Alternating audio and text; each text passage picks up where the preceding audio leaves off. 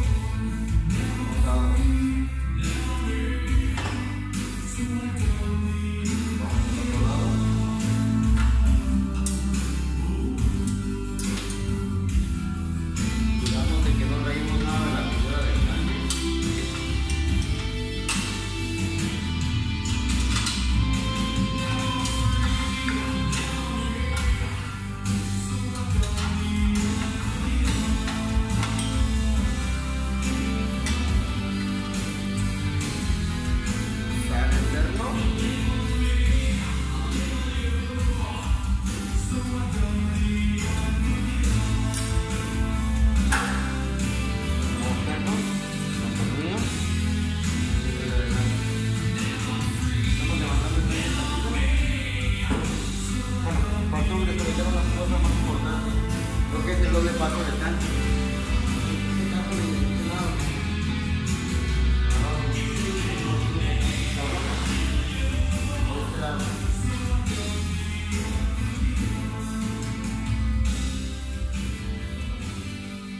Tenemos que meterle un tapón para que no fugue nada de líquido. En este caso usaremos un tornillo, lo que trabaja las líneas normales.